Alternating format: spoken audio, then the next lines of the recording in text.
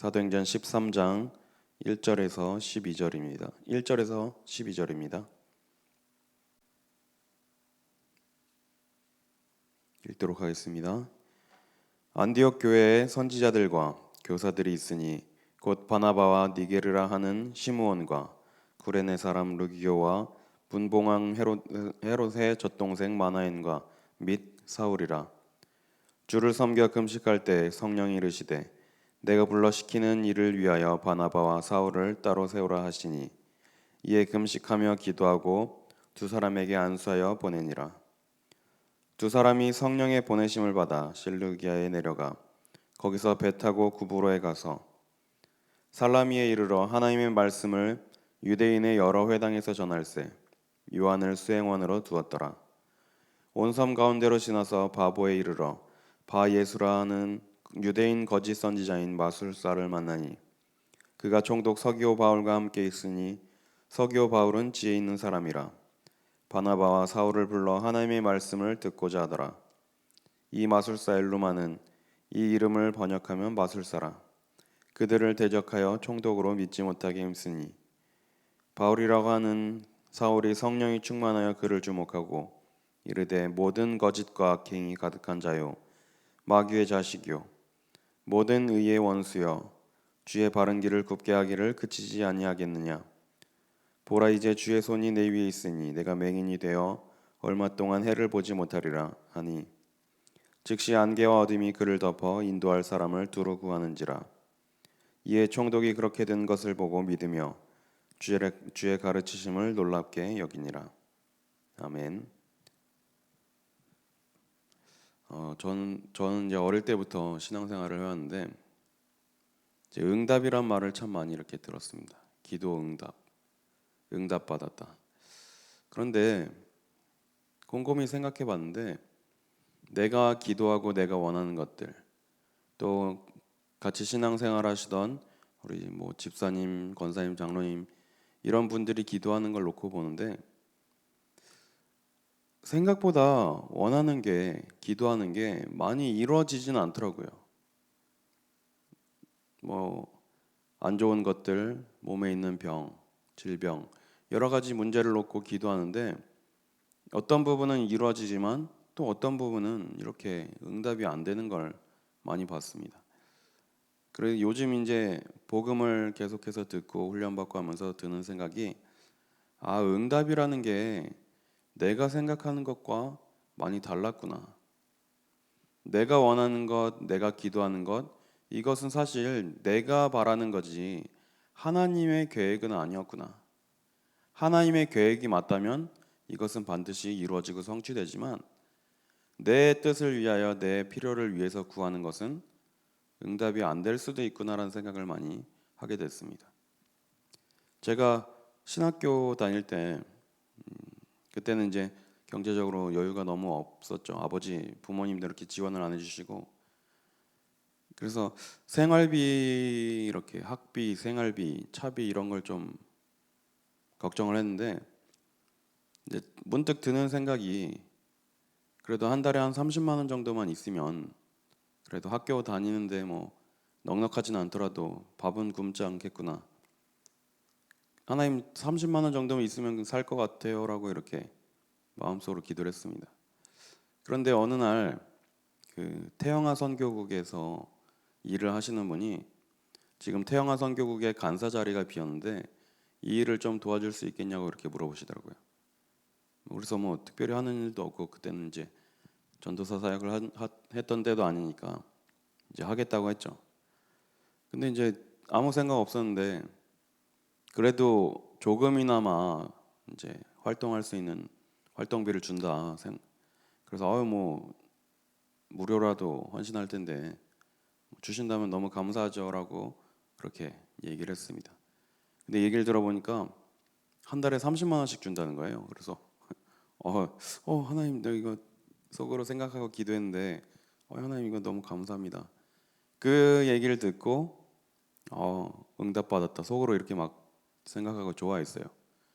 근데 이제 그게 딱 한 1년 정도 갔습니다. 그 돈을 지금도 받냐? 전혀 아니죠. 1년 동안 이제 받고 끝났는데 그런 것도 다 지나가는 것이더라고요.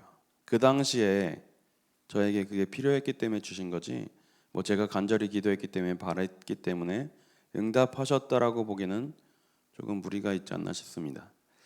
그래서 요즘 이제 응답이라는 이 말 단어의 뜻을 잘 곰곰이 생각해 보니까 어떤 뭔가 금전적인 보상이나 뭐 내가 원하는 것이 해결되는 그런 것을 뜻하는 건 아니더라고요. 그러니까 뭐 단순히 그냥 단어만 놓고 봤을 때 이제 응자는 뭐 어디에 뭐 무엇에 응하다 뭐 이런 단어겠죠. 그리고 답은 이제 우리가 알고 있는 답이라는 그 단어겠죠. 그러면 이 단어만 단순하게 생각해서 본다면 어떤 요청에 응해서 답하는다 이런 뜻이겠죠. 답을 한다. 그러니까 응답이라는 것은 내가 하나님께 기도하면 하나님께서 그 기도를 들으시고 그 기도에 응하셔서 나에게 답을 주신다라고 보는 게 맞지 않나. 요즘 좀 그런 생각을 하게 되더라고요. 제가 어릴 때 신앙생활 하면서 어떤 집사님이 계셨는데 제가 중학생 때였으니까 꽤 됐죠. 개인 택시 면허를 팔아서 하나님께 헌금을 하더라고요. 교회 헌금을 드리는데 그 당시에도 그때 당시에 1억은 조금 안 됐고 한 9천만 원인가 정도 됐습니다. 근데 택시 면허를 팔아서 헌금했다는 것은 어떻게 보면 꽤 많은 것을 드린 거죠. 생활할 수 있는 그 정도 이제 드렸으면 뭐 좀 잘 되고 그래야 되는데 얼마 못 가서 교회를 떠나시더라고요. 그걸 보면서 응답이라는 것은 이런 게 아니구나. 복을 받기 위해서 기도하고 응답을 구하고 이런 것은 바른 신앙생활이 아니구나 이런 생각이 들었습니다. 그래서 오늘 기도 수전 말씀을 보니까 응답보다 더 중요한 것이 있는데 그게 뭐냐? 질문을 바로 하는 것입니다. 우리는 하나님께 응답을 구하고 내가 원하는 것을 놓고 기도하는 것 이전에 하나님께 끊임없이 질문해야 됩니다. 하나님 이 일을 해결해 주십시오. 이 일이 빨리 지나가게 해주세요. 이 기도 이전에 하나님 왜 나에게 이런 일이 생겼는지 이유를 깨닫게 하여 주옵소서. 우리는 이렇게 기도해야 되겠죠. 아니 우리 집 가정 형편이 왜 이래? 저 사람은 도대체 왜 저래? 이해 안 되는 상황이 많죠. 이해 안 되는 사람 많습니다. 그런데 분명히 하나님께서는 필요해서 허락하시고 필요해서 나에게 만나게 하시는 겁니다. 그래서 우리는 모든 상황, 모든 환경, 모든 만남과 모든 사건을 놓고 하나님 앞에 바르게 질문해야 되겠죠. 많은 사람들이 환경을 놓고 탓을 하거나 이제 어려움을 겪으면 원망하고 불평하게 됩니다. 그런데 우리가 계속해서 말씀을 통해 보지만 성경에 나오는 언약을 붙잡았던 인물들은 이런 모습을 보인 적이 없습니다. 우리가 지금 하는 시기에 우리의 생각대로 신앙생활 한다면 요셉은 계속해서 기도해야 되겠죠. 하나님 지금 내가 억울하게 지금 형들한테 팔려서 노예로 왔는데 빨리 여기서 벗어나게 해주세요. 하나님 나 열심히 했는데 왜 또 누명 쓰고 감옥에 가야 됩니까? 너무 억울합니다. 저처럼 정직하게 산 사람이 어디 있습니까? 빨리 하루속히 이 감옥에서 빠져나오게 해주세요. 그렇게 기도를 해야 되겠죠. 뭐 일부러 기록을 안 해서 없는지는 모르겠지만 최소한 성경에는 요셉이 자신의 환경을 탓하거나 자신을 팔았던 형들을 탓하거나 원망하고 불평했다는 장면이 나오지 않습니다. 중요한 사실은 요셉은 평상시에 어디에 있든지 무엇을 하든지 하나님이 함께 하심을 누렸던 사실입니다. 창세기 37장인가요? 보면 여호와께서 요셉과 함께 하심으로 요셉이 형통한 자가 되었다고 그렇게 성경은 증거하고 있습니다. 하나님이 함께 하시는 비밀을 누리는 요셉은 어디를 가든지 무엇을 하든지 그 속에서 하나님이 인도하시는 인도를 받았습니다. 나중에 총리가 되고 나서 알았겠죠. 하나님이 나를 총리라는 자리에 세우시기 위해서 어떤 경제를 운영하고 국정을 운영할 수 있는 능력을 그 노예로 있던 시절에 배우게 하셨구나. 또 국가의 정치와 경제, 문화, 사회, 국가의 지도자의 역할을 감당할 수 있도록 그 정치범들이 수용되는 감옥 안에서 이것들을 배우게 하셨구나. 이렇게 깨달았겠죠. 그 증거로 형들을 만났을 때 요셉이 고백합니다. 형들이 나를 판 것이 아니라 하나님께서 나와 우리 가정을 구원하시기 위해서 나를 먼저 보낸 것입니다. 형들이 나를 팔았지만 하나님께서 은혜를 주셔서 내가 지금 이 자리에 있고 하나님이 우리에게 은혜를 주셨다 이렇게 얘기해도 되는데 형들이 나를 판 것이 아니라고 고백합니다. 아니 누가 봐도 이거는 사실입니다. 형들이 팔았잖아요. 그런데 요셉은 그것조차도 형들이 팔았다고 생각하지 않고 하나님이 나를 이곳으로 보내는 하나님의 방법이라고 고백했습니다. 우리는 나의 인생길에 가는 나의 여정, 나의 언약의 여정 속에 만나는 모든 문제의 어려움을 하나님이 나를 만드시는 과정과 훈련이라고 생각해야 됩니다. 나를 세계복음화 237개 나라 살리는 이 중요한 응답의 주역으로 세우시기 위해서 나를 훈련시키시고 나를 단련시키시는 응답의 과정이라고 우리는 그것을 봐야 되겠죠. 그래서 우리는 어떤 큰 응답을 받고 눈에 보이는 것들, 내가 원하는 것들이 이루어지고 이것 이전에 나의 영적 상태가 바르게 돼야 됩니다. 나의 인생의 중심축이 하나님께로 향해 있어야 되겠죠.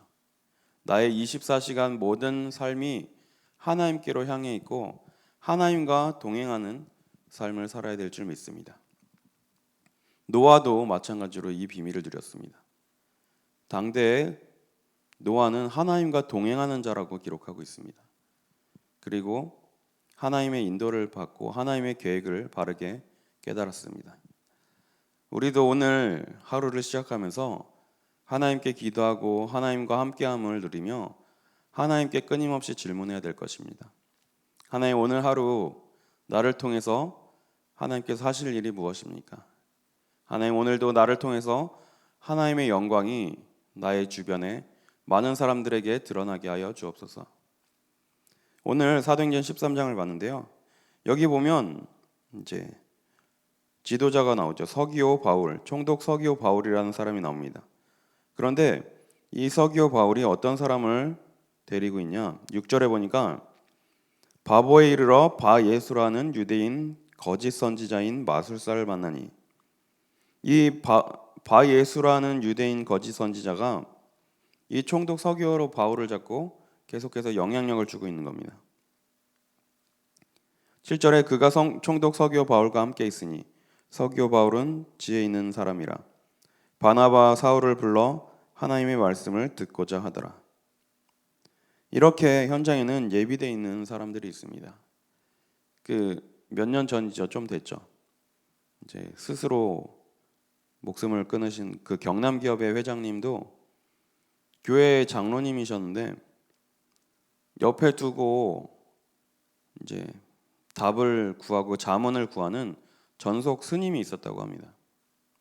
이것처럼 지금 많은 정치인들, 경제인들, 사업가들, 많은 사람들이 무속인의 그런 영향을 받고 있고 무속인에게 답을 구하고 있죠. 그런데 바나바 사울을 만난 순간 하나님의 말씀을 듣고자 하는 마음이 생겼습니다. 그러니 당연히 이것을 방해하겠죠. 8절에 이 마술사 엘루마는 그들을 대적하여 총독으로 믿지 못하게 힘쓰니, 어떻게 하면 하나님의 말씀을 듣지 못하게 할까? 계속해서 방해하는데 9절에 바울이라고 하는 사울이 성령이 충만하여 그를 주목하고 이르되 모든 거짓과 악행이 가득한 자요 마귀의 자식이요 모든 의의 원수요 주의 바른 길을 굽게 하기를 그치지 아니하겠느냐. 그리고 11절에 보니까 보라 이제 주의 손이 내 위에 있으니 내가 맹인이 되어 얼마 동안 해를 보지 못하리라 하니 즉시 안개와 어둠이 그를 덮어 인도할 사람을 두루 구하는지라. 우리가 복음을 들고 현장에 나아가면 이러한 역사, 이러한 응답들은 따라오게 되는 것입니다. 분명히 예수님께서 제자들을 부르셨을 때 이런 목적을 가지고 부르셨습니다. 마가복음 3장 13절에서 15절에 보면 원하는 자들을 부르셨다고 말씀하고 있고요. 부르신 목적은 함께 있고 전도도 하며 귀신을 내어 쫓는 권능도 가지게 하려 함이라라고 분명히 말씀하고 있습니다.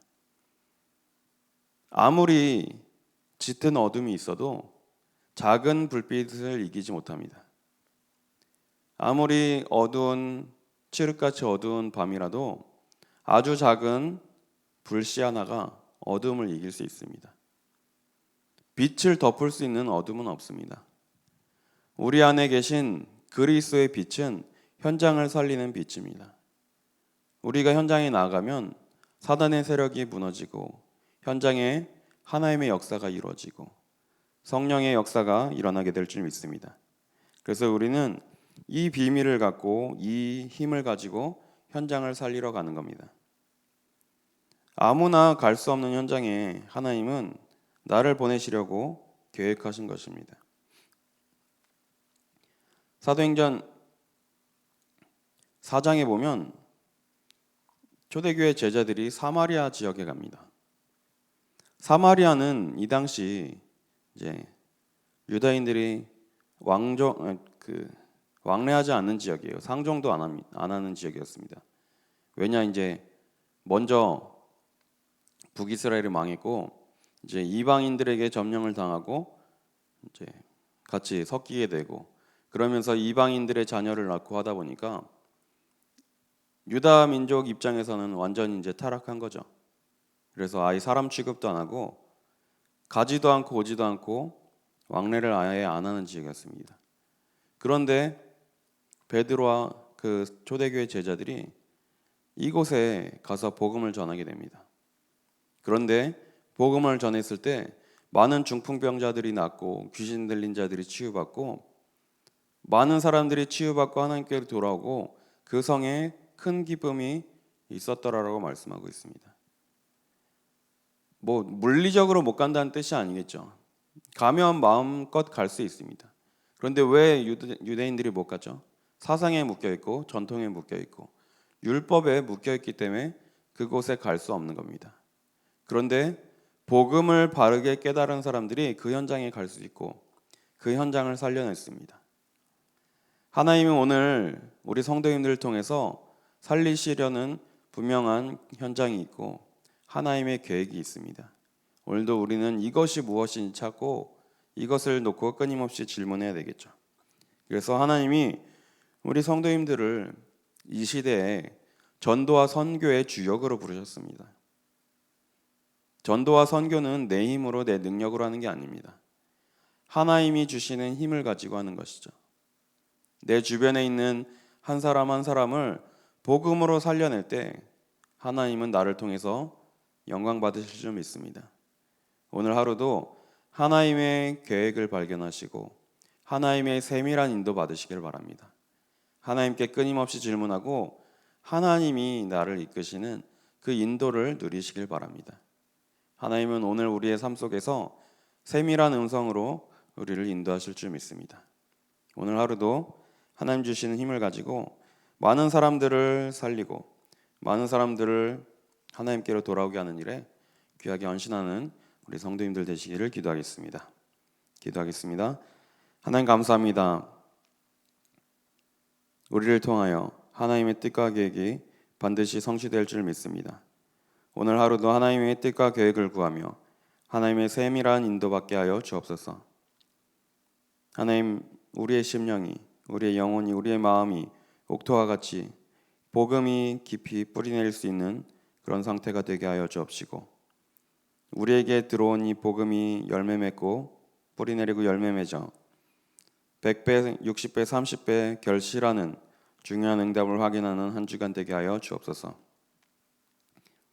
이제는 우리 주 예수 그리스도의 은혜와 하나님의 사랑하심과 성령님의 내주 인도 역사 교통 충만케 하심이 하나님의 뜻과 계획을 구하며 하나님이 원하시는 언약의 여정을 가는 우리 성도님들 위해 또 우리 늘종교회 위해 지금으로부터 영원까지 항상 함께 있을지어다. 아멘.